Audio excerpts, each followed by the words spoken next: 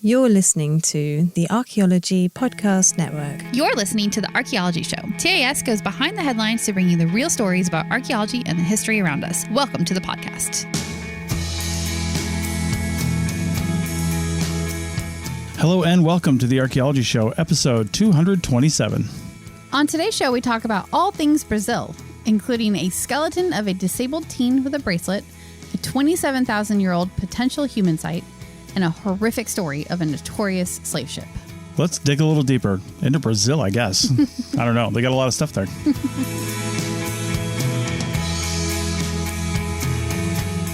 Welcome to the show, everyone. How's it going? Hello. Just as a reminder, if you're listening to this in the audio podcast, we are on YouTube as well now. Come over to youtube.com/ I don't know what it is. It's not ArchPodNet. Just look for Archaeology Podcast Network. Do we link that in the show notes? We probably should. I'm not sure we do. We should start doing that. Maybe we should start doing that. Yeah, we've had that YouTube channel for as long as we've had the APN. Yeah. But we've almost put nothing on it. Yeah. However. Now we do. Yes. Now I'm starting to put pretty much all of the podcasts, even if they don't have video, onto YouTube. So if that's where you consume stuff better, even if it's just audio, then head over there. And you can even subscribe to it as a podcast playlist. Oh, yeah. Then the new episodes will pop up for you. Yeah. Does all the normal things podcast does. That just started with YouTube, actually. Yep. So. Cool. All right. Well, we have a slightly unintentionally Brazilian themed episode today. I know, totally. Like we were looking for news articles like we always do, and all of a sudden we had two from Brazil, and I happened to be reading the third one that was also from Brazil. So we figured, hey, let's have a Brazilian themed episode today. So there you go. All right. Well, let's I guess get into this. Yeah. So this first one, I really thought this was interesting when I first saw the article itself. The headline, I actually saw this a few days ago and then picked up again when we did the research. But skeleton of disabled teen with bracelet puzzles archaeologists. Archaeologists are always puzzled. Yeah, what are they puzzled about? I mean, I guess we'll get to that. But I read the article and I'm like, what is puzzling exactly? Yeah. I mean, they're not really puzzled yet. Yeah. Everything is puzzling when you first find it. I mean, I guess so. Like they're still doing testing and drawing conclusions. This seems like more of a press release situation rather than a full paper, peer-reviewed situation. I mean, this came out July 18th and they said which is a few days ago, and they said that they are going into the field next week, which probably means shortly after this gets released, they went in the field. Yeah. So they're doing another field season out there. But some of the stuff that we're talking about was found, between now and 2019 when they started digging in this area. So let's get into it. Yeah, totally. This is the Serra dos Confucios National Park in Brazil. And just cutting to the chase here, they found a teenager with a spinal condition buried with a bracelet. They know the teenager is female, but they aren't exactly sure when she lived because they're still waiting for radiocarbon dating to come back on that one. They've sent it out for analysis, but they don't have it back yet. They just know that she's pre-European contact, basically, right? They're assuming that based on some of the other stuff that's been found around there. Yeah. Yeah, so that's an assumption anyway. And, trigger warning for anybody else out there, because I know these are touchy subjects. Not only does she have a condition that people do have today, but which we'll talk about, but her full skeleton, or at least from her waist up, is visible on the pictures when you first click into the article. So if you don't want to see that kind of thing, then don't click into the article. Yeah, I mean, it's an extremely well-preserved skeleton, so it is, from a scientific perspective, really interesting to look at the pictures. But also, generally speaking, we don't really condone publishing pictures of skeletons, especially because the people that they belong to or the cultures they belong to don't really have a say in what we're doing with these pictures of their people. So anyway, it's kind of a touchy subject there. Yeah. Interesting thing is the bracelet was found on her wrist. Right. Yes. So in the burial, which means more than likely the bracelet was on her wrist when she was buried. Yeah. Yeah. And not her wrist. Did I say list? Yeah, I think you did. Okay, wrist. Yeah, anyway. Yeah. On her wrist. And again, 300 to 350 years old prior to European dating, prior to European contact. Wow, my mouth is just not working right now. Yeah, my mouth is just completely broken. Okay.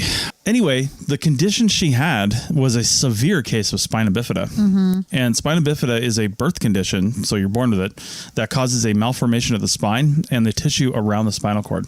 Yeah, it's basically like the spinal cord doesn't connect properly when it's coming together. Yeah. And it can be nothing, like cause almost no issues other than the fact that it's there and it's like your spinal cord's not fully connected properly. And sometimes it can like be completely disconnected. And it sounds like this girl had it completely disconnected and like it would have been a severe disability for her. Yeah. So much so that they said it was unlikely just from looking at her that she'd be able to walk and would have to have been taken care of for her entire life by the people in her family group. And that is always like the thing that is interesting about cases like this is because it's so easy to assume that populations pre-modern populations didn't take care of their people with disabilities. I know, but which is dumb. It's just simply not the case. Like people 500 years ago or 2,000 years ago or even 10,000 years ago cared for their people. And if they had a disability, they probably took care of them then too. And this is just another example of people taking care of somebody. I mean, listen, if you're hunting and gathering and you're not staying in one spot for very long, it's going to be more difficult to take care of somebody like that. And they may not last as long just because of that. But they're not just going to like cast them aside and be like, see ya. Humans just are not that ruthless. No. They're just not. I mean, maybe some were individually speaking, but I just don't think that human, and maybe that's too optimistic of me, but like, I just don't think the human population as a whole is that ruthless. I just don't. Well, and one more indication that she was probably, deeply cared for by this family is the bracelet she was wearing had around 1,000 small beads on it. The material is still unknown because they're still doing analysis on it, but it was likely seeds. Yeah. According to one of the lead archaeologists. Yeah. It's just crazy thinking of that. It's a relatively small bracelet for somebody who had small wrists and has 1,000 beads on it. Yeah. So I would say one thing about that, because this is kind of the problem, not the problem with the way media reports things, but they do latch on to numbers like that, the 1,000 number, and think, whoa, it's so many beads. Yeah. But so my wedding shawl that I knit for our wedding had like 1,500 beads in it. That's it? Yeah. That's a whole shawl. It was a whole shawl. But it could have had 15 million. It could have. But I'm just saying that these beads are so small that getting up to that number of 1,000 is like, it actually doesn't take that long, and it's not as many as you think, like a very small bracelet ends up having 1,000 beads in it because it's so small. It's not to take away from the importance of it. I think it is important, but could have been just common. It could have been. I guess that's what I'm trying to say is that it might have just been like a bracelet that every teenage girl in this time period was wearing, which still indicates that she was important and taken care of and part of the community. But I wouldn't think that she was like anybody super special unless you had other stuff to compare it to, and this was the most beads or the most important beads or whatever. I mean, aside from being someone's daughter. Exactly. Right? Yeah. So and it's possible too that somebody really scrambled to make this at the last minute as like a burial bracelet. They could have. And much like your wedding shawl, probably stayed up till 2:00 in the morning the night before the funeral. And well, look, sometimes we have deadlines and we just don't make them, and then you're doing it the night before. That's sort of the MO for my life. And weren't we just researching this episode like minutes before we started recording? Don't tell anybody that. So yeah. All right. And just so you know, the seed bracelets, I did a little light research on that. They're made from I guess it's acai. Acai. Yeah. A weird C-A-I. Although I didn't type it that way because I couldn't find that character. But that's a fruit. Yeah. And it's made from those seeds. And there's a kind of a cool article that I just kind of tossed in here. I tried to find Brazilian seed bracelets. Yeah. And you know what?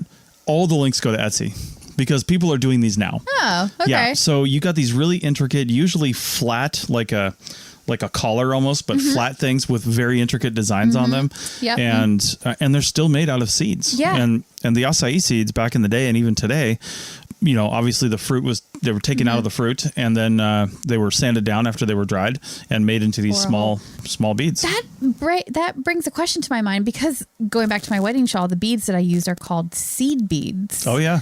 But I don't think they're made out of seeds anymore. Maybe not anymore. I think they're made out of glass in a lot of cases. That might just be traditionally named them. Yeah, but when you see seed beads on Etsy, it's not seeds that they're using. They're using glass, like the Czech glass beads, and or Swarovski crystals are another one when they're the really shiny ones. And So, yeah, the seed bead name has really stuck throughout the years, but it's not actual seeds anymore. Well, there were also a number of articles mentioning specifically like acai that's seeds. like a Brazilian technique. And being in Brazil. Yeah. So for sure. I used to have, when I was a kid, I had this little loom. And if you're watching the YouTube video, you can see me like making these wild gestures. But I had this little tiny loom and you would run thread across it. And then you could weave in using seed beads, you could weave in patterns and make that collar, like that flat collar thing like you're talking about. Yeah. And I loved doing it. It was very time consuming though, and it probably did take many thousands of beads to make one. I think I successfully made like one of them, honestly, the entire time I had it. Right. So there you go. That's another edition of Rachel Makes Things. Indeed.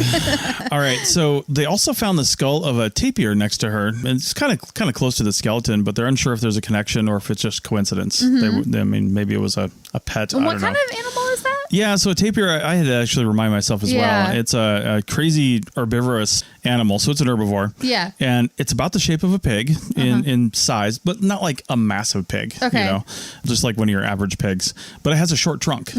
So it kind of looks like the cross between a pig, somewhat of an anteater, and an elephant. Okay.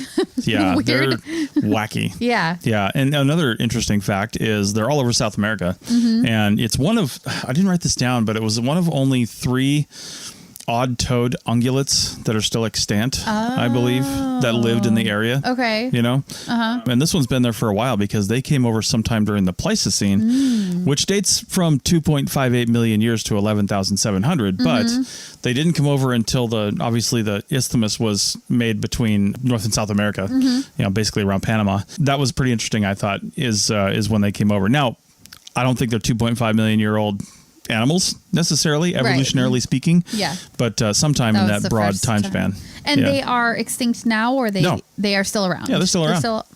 Yeah, we're probably going to get one. Oh, no. Yeah, we got plenty of room. No, not so much. Yep. So that's about all we have for this article today. There's actually not a lot about it because they're still in process of doing things and they're going into excavation. So they're waiting on dates and stuff. I'm sure we'll get some papers out in, academic time frame of 6 to 9 months from now. Yeah, I'm guessing with the great preservation that they have on the remains that they have something that they can date, and then they'll be able to get a really good time frame for when this girl lived and who was taking care of her and who loved her so much that they gave her a 1,000 seed bead bracelet. Indeed. Yep. All right. Well, with that, we will take a break and see you guys on the other side. Back in a minute. When you need mealtime inspiration, it's worth shopping Baker's, where you'll find over 30,000 mouth-watering choices that excite your inner foodie. And no matter what tasty choice you make, you'll enjoy our everyday low prices, plus extra ways to save, like digital coupons worth over $600 each week. You can also save up to $1 off per gallon at the pump with fuel points. More savings and more inspiring flavors make shopping Baker's worth it every time. Baker's, fresh for everyone. Fuel restrictions apply. College Savings Iowa is now iSave529, and it can do more than take your child to college. It's their passport to a bright future, because funds can be used for K-12 tuition, trade schools, graduate degrees, books, and everything they need to get anywhere they want to go. Register by September 30th at iowa529contest.com for a chance to win a $5,290 contribution. iSave529, for every child, for any adventure. Welcome back to the Archaeology Show, episode 227, the All Brazil episode. Yeah, today we're going to go over to today. Today is today. Today is today. Today is the same day as it was when we recorded the first segment. It sure is. Sometimes through the magic of podcasting, that's not true, but I'm just an idiot in this case. So anyway, we've got another one from Brazil, but before Brazil was Brazil. Mm-hmm. In fact, the last one was before Brazil was Brazil too. True. But only one of these is from when Brazil is Brazil. Right. So when I say they're all Brazilian, we're actually wrong. Brazilian prehistory, I guess? Yeah. Prehistoric Brazil? Sure. Yeah. Yeah. Anyway, the article is called, if I can click on it in time here, Early Humans Survived an American Ice Age, archaeologists say. Did you find that title super weird? Well, that's why I immediately clicked on it. Yeah. Well, that's true. It did draw us in. Yeah. But it does seem to be missing the point of what this article is about. But anyway. Yeah. And again, so this is yet another example of humans living in this hemisphere well before we ever thought they did. Yeah. And at this point, let's assume half of the examples we have that go beyond, say, 20,000 years are legit. Okay, here's the thing. Even if only one of them is legit, that calls into question everything else. Yeah.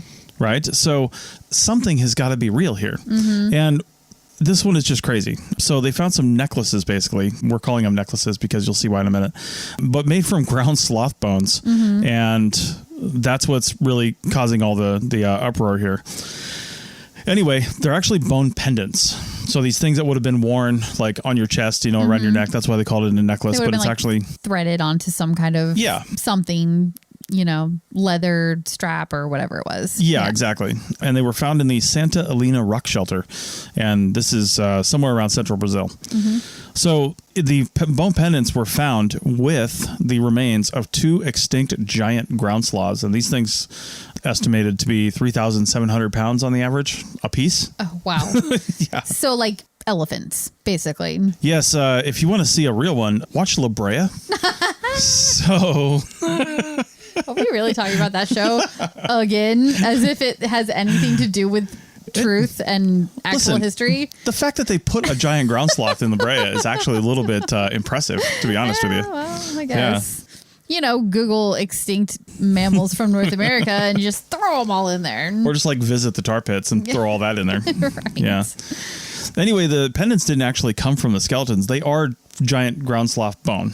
We know that. But they didn't come from the skeletons of the animals that they found in the cave. No. They were from the animals in the cave, but not their skeletons. Right. It was from their osteoderms, it's like armadillo armor, but it's still bone. So it's kind of it's on the outside. They have lots of them. You know, it's not like a what am I trying to think? Like a stegosaurus or anything like that. But they said it's more akin to like an armadillo's armor, and it's like a hard outer shell, but it's not a shell; it's bone. Okay, yeah. And so they know these pendants came from some of the animals that are also in the cave. Well, let me jump to the end of my notes here real quick because the actual paper is also linked in here and it's open access. Okay, yeah. And according to the paper, the remains included thousands of osteoderms. Thousands of them. Okay. Presumably from these 2 extinct ground sloths that died there. Oh, but it would be kind of difficult to tell for sure. But why would they be there if they weren't from them? Here's the other thing. Of those thousands, only 3 of them appear to be modified. Oh, that is interesting too. Yeah, and they have clear holes drilled through them. Yeah. Like even if water was dripping on it for eons, you'd be hard pressed to make a hole like that. Right. Okay, interesting. Yeah. And it sounds like they bored a hole into the bone. Yep. And then they were able to put some kind of cord or whatever it was through that and then whatever they had. Wear it as jewelry, essentially. Yeah. Okay. Yeah, or some sort of symbolic thing, you know? Oh, drink. All right. No, you didn't say ritual, but okay. It's the same thing. Anyway, they dated the layer, and if you look in the paper, just look in the abstract. And the abstract even mentions like 6 different dating techniques that they used, all this crazy stuff and these analytical techniques to look at them and just a whole bunch of stuff. They really did their thorough research there, which is leading me to believe that it's like this legit. is real. Because that's always my question is like, how legit are the dates? Yeah. But if they have 3 different techniques 3. I said 6, but they use 3. Yeah. If they have that many techniques coming up with the same thing, then that is a pretty solid. And that thing is 27,000 years ago. That's long ago. Yeah, it's a long time. More or older than anything, really. That's not quite the oldest site that people think they found. Site in the Americas. Yeah, in fact, I think there's some in South America that are supposed to be older, like Monte Alban, I think is, or something. But like, there's a lot of sites that are sort of iffy as far as their dating. Well, so if you ask some people, they're all iffy. Yeah, that's because true. if even any one of these, like I said, is dated to even the late teens, I mean, you're talking earth-shattering. Yeah. Yeah. So anyway, to put this into perspective, this would have been about the time of the last glacial maximum. For those of you that don't understand ice ages, they happen all the time, and they take, anywhere from 15 to 20 to 50,000 years to ebb and flow, basically. But at the last glacial maximum, which means the furthest extent of the glaciers, the most glaciers we're going to have, after this point, they started warming up and shrinking. But because glaciers suck up all the water, they got to get that water from somewhere, and it usually comes from the oceans. Right. And the oceans themselves would have been about 400 feet lower than they are today, and which is a lot. That'll like translate to miles of shoreline, miles of it that is now exposed. Yeah. I mean, sometimes even like 10 feet translates into half a mile in some places. Yeah, totally. And that goes back to the idea that like there might be all this old evidence for people being here earlier than we ever thought, but it might be underwater. Yeah. And water can sometimes preserve things, but it can also sometimes destroy things. So that evidence might be completely gone, never to be found again. Well, and as an aside a little bit, there are definitely lots of people out there that are looking at rivers and other like water sources that go into the ocean and into larger bodies of water when they thought bodies of water, especially that they thought were lower at some point in time. Right.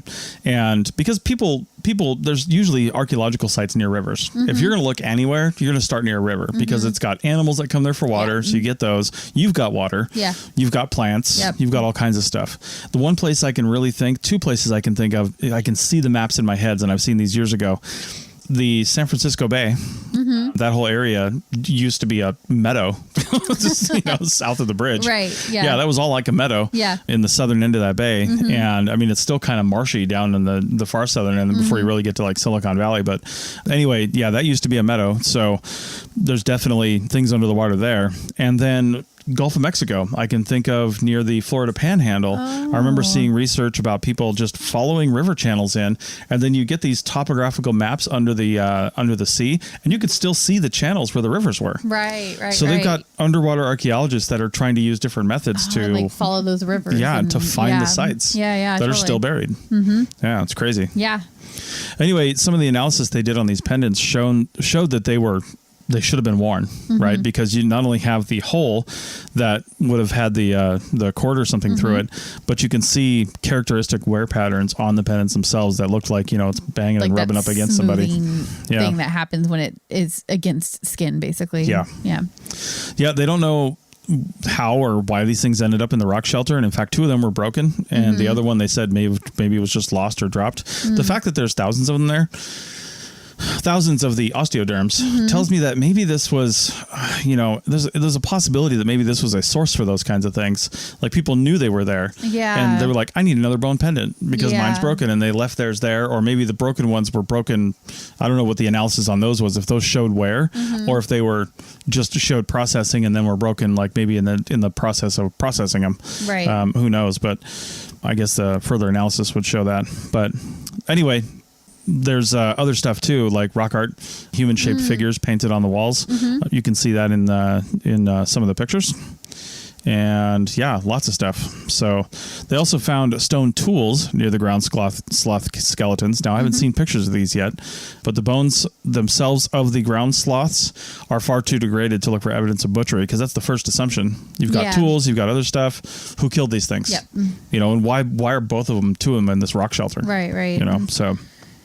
Yeah, that is really interesting. And it does, I did go looking to see like what the, not criticisms of this paper are, but like the hesitations that the academic community might have. And I actually wasn't really like finding a whole lot, which makes me wonder, why didn't this make a bigger splash when it first came out? Because it has, these were first discovered a couple of years ago, and this is coming back through the news cycle, I think, because they've done more dating and stuff like that. Yeah. But this has been out for a couple of years, and I just wonder if maybe the wear on the pendants is not stacking up to what other scientists think that it should look like. What is it? Like, why is this not making a bigger splash? Like, what is, I don't know. I can't tell from these articles. I think people just don't know what to do with it. Yeah. Where does it fit? And there's no human remains here. There's kind of tools, but it sounds like they're super degraded. So like without a better preserved site, it's like really hard to draw conclusions on a handful of artifacts. And one of the things they mentioned in the paper too was that they found 2 distinct Pleistocene archaeological layers with what they called a rich lithic industry associated, not just like a handful of artifacts, a rich lithic industry associated with the remains of these extinct ground sloths. Okay. So I think one of the problems with anything post 15,000 years ago is we don't know where to put it in time. There's so many disconnected things that have been found in disconnected areas across North and South America that they don't connect to anything. They don't. There's not a line that we can draw from one to the next. Yeah. Now, there's not necessarily lines we can draw with a lot of early Native American stuff either that we know about, but at the very least we can say, well, we knew the ancestors of the Cherokee were in this area, or something like that. And we can do in a lot of areas a lithic history going back, 10,000 years plus.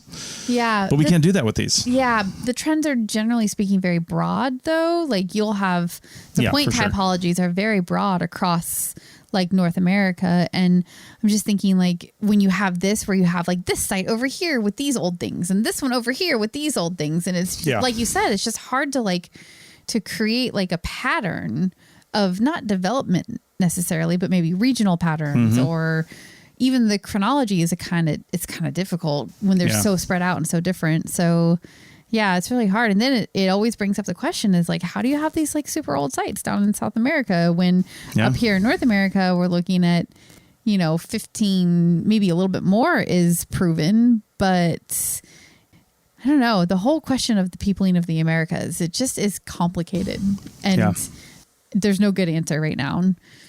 So. Yep, there isn't. So anyway, that's about it for that one. It's pretty cool. It's ongoing research. And again, check out the article. It's actually from the Royal Society. One more thing. Do you think that those holes could have been made by anything natural? Like could a bird have bored through like that? They're too smooth. The only other thing that could have possibly done that just to throw something out there would be water. Water dripping. And then my next question would be, could people have shown up,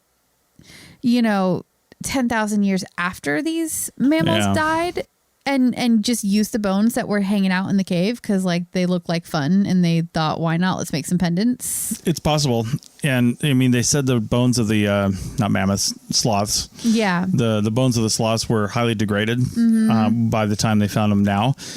So I don't know what they would have looked like, 5,000-6,000 years ago. It depends on the environment in the cave. Right. And what people would have done with it. I guess I wouldn't rule that out until they had some solid dating. Yeah, they need something. Well, they have solid dating, but what would it have looked like 10,000 years ago? They have a good date for the bones, but not necessarily for the pendants. And so they need to sort of have a connection between those and the dating that they have, from what it sounds like. I don't even know if they can tell that the pendants actually came from those ground sloths, if there's a way to do that. Right. Maybe DNA, if they could pull that The word them, fossil was mentioned. Oh, really? Oh, and that's one of the... I did read that in the article. Now that you're saying that. They did say that it looks like the hole was bored through the bone prior to fossilization. Oh, okay. Yeah. Well, that's something. I mean, it makes it at least that old, however long it would have taken to fossilize. Yeah. Fossilization can happen quickly or slowly depending on a lot of the factors. environment. Yeah. So it's another question that you can't answer. Well, I mean, they would have to really analyze the conditions of this cave through time. And I don't think they've gotten that research done yet to know, or at least to estimate how long it would take something to fossilize. So yeah, totally. Yeah. Anyway, it's really interesting. If they are as old as they're thinking right now, then that's just yet another puzzle piece that just doesn't fit yet, but it will. I'm sure it will at some point. Researchers will figure it out, but it's cool to watch it unfolding in front of us, though. Yeah. All right. Well, we're going to take a break, and on the other side, we're going to talk about a horrific story again out of Brazil. So that's a good lead-in. Please join us. It's going to be great. It's going to be awesome. Don't go anywhere. Yep. See ya. When you need mealtime inspiration, it's worth shopping Baker's, where you'll find over 30,000 mouth-watering choices that excite your inner foodie. And no matter what tasty choice you make, you'll enjoy our everyday low prices, plus extra ways to save, like digital coupons worth over $600 each week. You can also save up to $1 off per gallon at the pump with fuel points. More savings and more inspiring flavors make shopping Baker's worth it every time. Baker's, fresh for everyone. Fuel restrictions apply. Stock up on everyday essentials at Menards and save big money. We're your one-stop shop for pet food and supplies. Blue Buffalo dog and cat food is made with real meat and natural ingredients that your pets will love. Save big on Blue Buffalo pet food at Menards, America's #1 home improvement retailer for customer satisfaction, according to J.D. Power. Visit jdpower.com for details and menards.com for deals. Save big money at Menards. When you need mealtime inspiration, it's worth shopping Baker's, where you'll find over 30,000 mouth-watering choices that excite your inner foodie. And no matter what tasty choice you make, you'll enjoy our everyday low prices, plus extra ways to save, like digital coupons worth over $600 each week. You can also save up to $1 off per gallon at the pump with fuel points. More savings and more inspiring flavors make shopping Baker's worth it every time. Baker's, fresh for everyone. Fuel restrictions apply.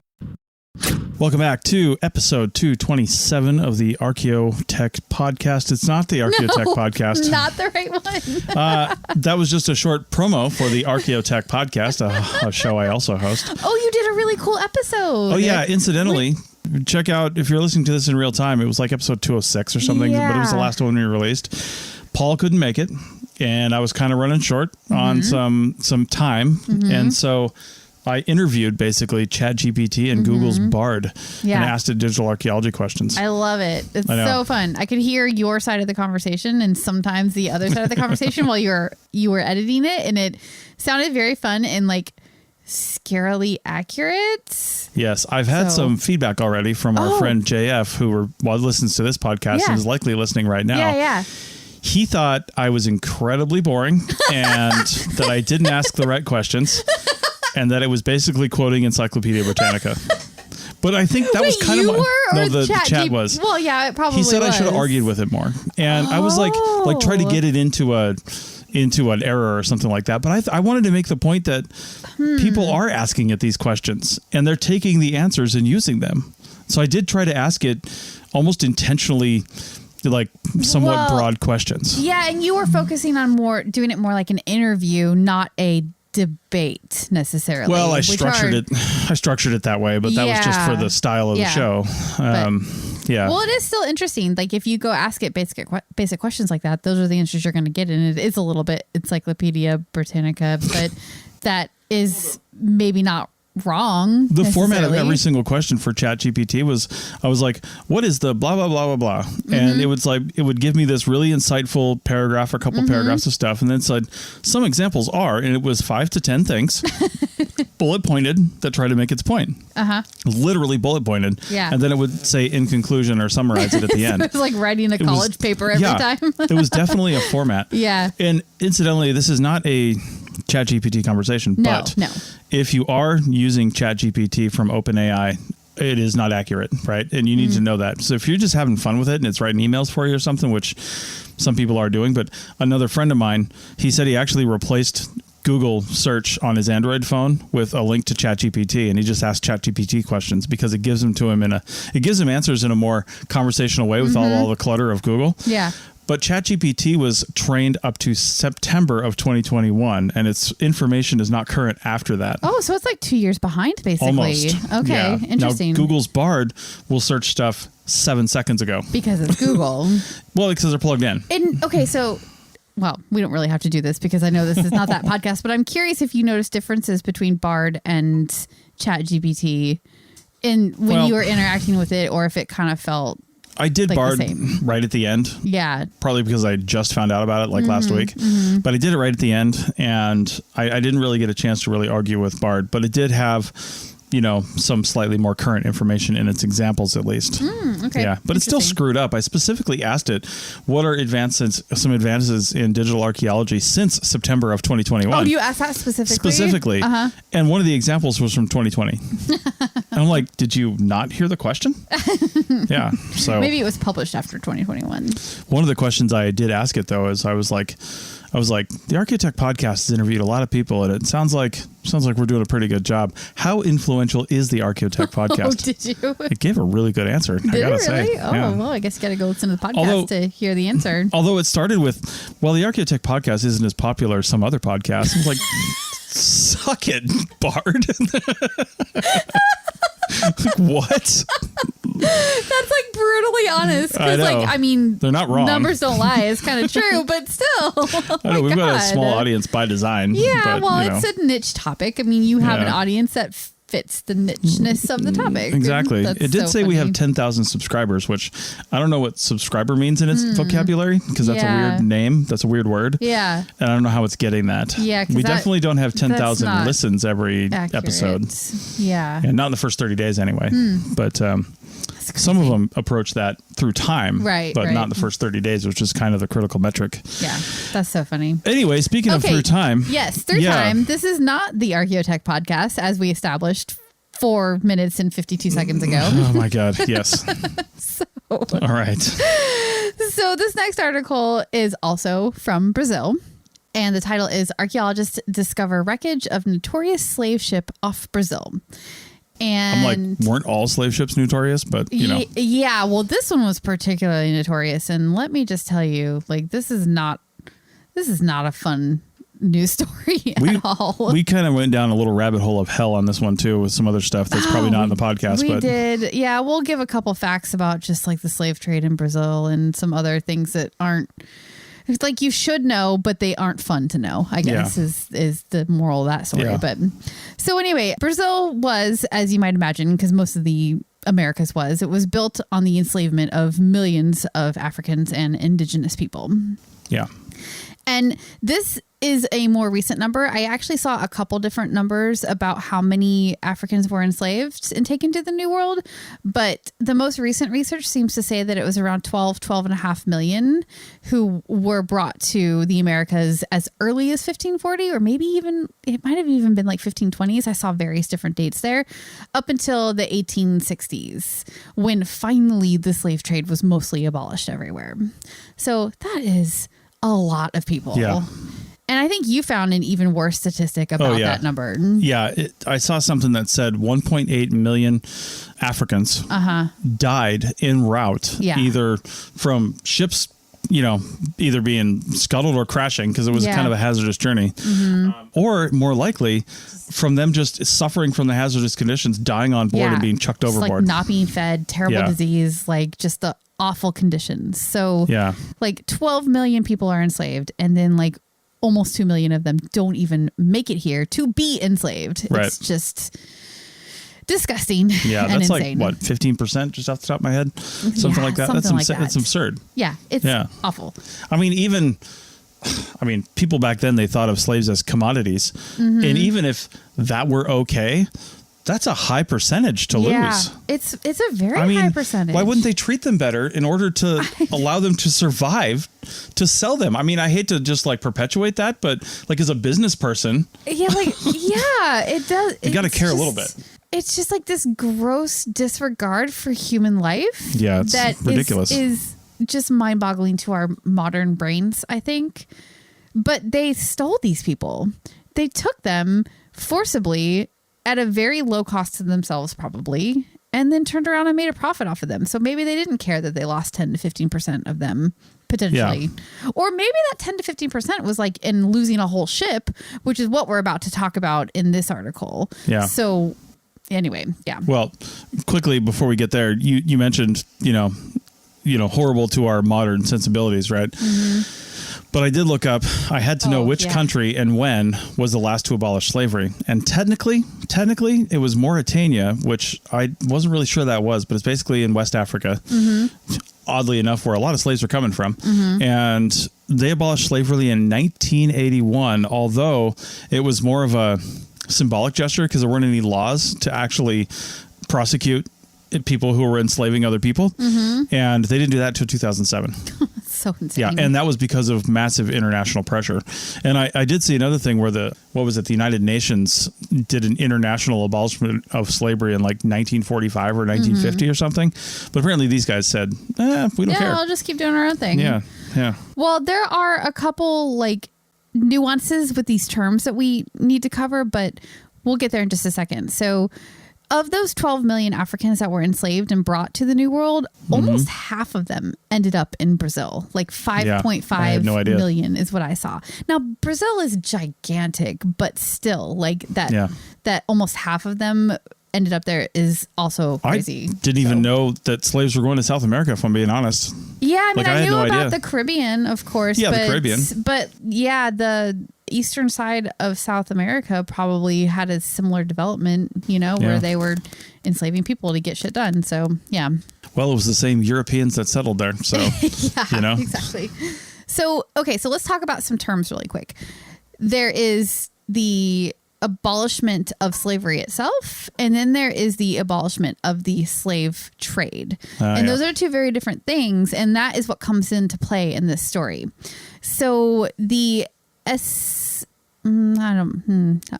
do my best to pronounce this. The Eusebio de Queiroz law, which was passed in Brazil on September 4th, 1850, and that abolished the slave trade, but not slavery itself. Mm-hmm. And kind of the same thing happened in the U.S. The slave trade was abolished in 1820, but as we know, slavery itself wasn't abolished until the Civil War. And then with Brazil, it was even later. Brazil was the last country in the New World to abolish slavery, and that didn't happen until May 13th, 1888. Yeah. More than 20 years after the United States. So when you have this disparity between when the slave trade was banned and when slavery itself was banned, it means that it created this time period where people could still have slaves. They could still use slave labor. They just weren't legally allowed to buy them because the slave trade itself was abolished. But that's where the black market comes in, and the slave trade still happened. In some places, it was cracked down on harder more than others. Like the U.S., I think, did a much better. Well, I'm going to hope that the U.S. did a better job of cracking down on the slave trade. I think it did, but I didn't research that. So don't, take me to the cleaners on that one if I'm wrong. But well, I wonder how much of a factor too, or legally, I hate to say legally, but legally, how children of slaves, if they were allowed to procreate, they were, yeah. Do those automatically become the property of the slave owner? They do, yeah, yes. And and that's not considered slave trade. Yeah, somehow that's not slave trade. That was the only way to get new slaves after the slave trade itself was abolished. So yeah, all this is just freaking terrible, but that sets the stage for the article we're talking about. It does. So all of those laws and the banning of the slave trade and the abolishment of slavery, blah, blah, blah, it did not stop some slave traders. And one example of one that it did not stop is Nathaniel Gordon, who was an American slave trader, and he carried on bringing slaves illegally to the Americas until the 1850s. Natty G, still doing it. Yeah. Pirate. Now, he did kind of sort of meet the end of his slave trade days, at least in 1851. Mm-hmm. And there's a ship owned by him, led by him. It was on the way from Mozambique in Africa to Bracelet in Brazil. And they got there by way of the Sea of Angra dos Reis. Mm-hmm. And obviously, 1851, the slave trade is already abolished only for a year, but it has been abolished in Brazil at this point. And the authorities in the area were onto him, and they knew his ship was coming. They were following it. They were chasing him. And because of that, he had 500 slaves on board the ship that he was bringing into Brazil. Which is an ungodly number in a ship that size. Yes. Like, it's even crazy that many people were on that ship. But it is believed that he purposely sank that ship with all 500 slaves on board, probably in shackles, didn't even know what was happening to them. And all of a sudden water is just pouring. Oh God, it's just like so awful. But it is believed that he purposely sank it to kind of like cover his tracks so that he could get away. That's insane. The selfishness and I don't even have words for like how awful and disgusting and selfish that is. It's like it happened 150 years ago, 170 years ago, and it still like just makes me like want to cry. It's terrible. Well, I guess if you're going to put somewhat of a silver lining on it, it was illegal, he did live as a fugitive for the next decade. Mm-hmm. And the U.S. wasn't having this either. Like he was a fugitive in like all countries, I think. Right. They knew of him. Like his behavior was not. Yeah. He was taking some flack for his behavior for sure. Yeah. Well, he lived in at least a little bit of fear, not anything like slave fear, but at least a little bit of fear from getting caught, and finally met a justified end 10 years later in the U.S. in 1862 when they hung him for his crimes. Yeah. But still, like, it just doesn't feel bad enough. Like, yeah. And how many ships was he able to bring in illegally before that? Yeah. Too. Or actually, what it sounds like is probably when the slave trade was abolished in the U.S. and other countries, he just like moved on south, to places where it wasn't illegal. And then all of a sudden it was illegal when they finally abolished the slave trade, but he just figured he was above the law. And that arrogance brought him to this situation. And it's horrific that 500 people had to die because of his arrogance, thinking that he could just sneak them into Brazil. But something that I'm just thinking about now, we talk about slavery a lot in this country, actually. And maybe it's because I'm an archaeologist and you are too. And I don't know. I hear about different things in like the African burial project and stuff like that, looking for African cemeteries because they were largely just like plowed over and dismissed. Yeah. Not that the graves were, but like the tombstones and stuff. So the graves are still there, but like we don't know where a lot of African cemeteries were. And I'm just wondering though, God, I never hear this part of the story. And if anybody listening knows of somebody we can interview or a book we can look at or something like that, I want to know what was happening in Africa, because was it Europeans controlling the capture? Because you had to capture people over there. Yeah. And I'm willing to bet they just didn't go. Forcibly taken, right? Like, but what does that mean? Were there other tribes around? How did that go? Was it Europeans doing that, or was it enabling like elite Africans that were also doing that and saying, yeah, you can take these guys, but you're going to pay me for it? Yeah. Or like, were they trading for some kind of good that they wanted from the Europeans or something like that? I wouldn't doubt if there was something mixture like that going on. Yeah, for sure. Yeah. Somebody's getting paid off. Yeah. But anyway, I'm just curious about that side of the story, because over here, you never really hear about that. No. You just I mean, as you should, it's the people who were taken that are the center focus of what we're talking about. But right. But just historically speaking. Yeah. So. Like how did what circumstances even brought that about? Yeah. Yeah. Well, back to this article, and we haven't even really gotten to what they found here. We've just been talking about this terrible history of this terrible person and the like truly horrific thing that he did. Yeah. But archaeologists from like several Brazilian institutions and also North American institutions, including the Afro Origins Institute. They basically knew this story. They knew what happened, and they knew-ish where to look to find it. And they started searching for this sunken ship last year. And this article is them announcing that they believe they have found it. Nice. And in one of the articles we linked to, there is a picture of a ship, but I'm not really sure that that's the ship. It might be like a open source image that they pulled in. It's not clear that that is the actual ship in that picture. It really just kind of says sections of a slave ship on it. Well, there's that one, and then there's the second link has a picture of a ship, but it's like a NOAA link to the photo. Right. So yeah, I'm not sure that they're actually even releasing any of that information yet. They might not be. It sounds like this is very preliminary. They've just discovered it. They're just getting into the whole like excavation, underwater archaeology. Maybe they won't do a full excavation. Maybe this is a like underwater cemetery tomb kind of situation, and out of respect for the dead, they don't want to disturb it, which would be absolutely valid if that's the choice that they make regarding that. Yeah. But knowing that it's there and knowing where it is and kind of proving that the story happened the way that our history says it happened it's nice to get that validation of the story at least. Yeah. And to know that 500 people did die horrifically. I mean, it goes to partially tell, I mean, we don't know who those people were and we probably never will. Right. But it goes to, at least put a little bit of a cap on their story, as horrible as that is. But they're so voiceless in that, they probably didn't come from tribes and villages and things where a lot of things were written down. Their people, their families long gone. Yeah. And they were just abducted and put on these ships and then forgotten in time, and this at least brings their story back. It's a story that we never knew about and never would have talked about if it weren't for these researchers being dedicated to finding the ship. So it gives a voice back to those people in some way, even though it's still like a really terrible story. Yeah, for sure. Yeah. All right. Well, on that like truly depressing note, I know I sound like we're ending an episode of the Top Gear? No, not Top Gear. Oh, on that. Yeah. It's Jeremy Clarkson. On that horribly depressing note. Yeah.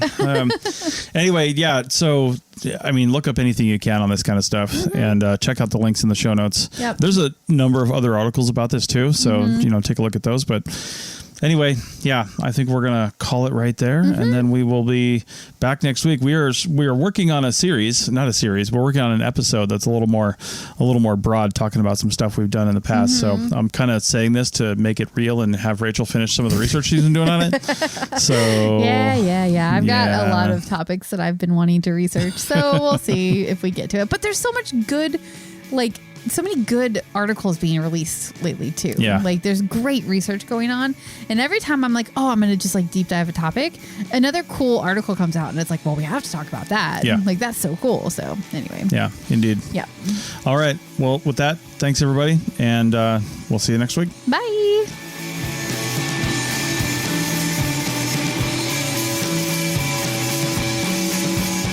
Thanks for listening to The Archaeology Show. Feel free to comment and view the show notes on the website at www.archpodnet.com. Find us on Facebook, Instagram, and Twitter at ArchPodNet. Music for this show is called I Wish You Would Look from the band Sea Hero. Again, thanks for listening and have an awesome day.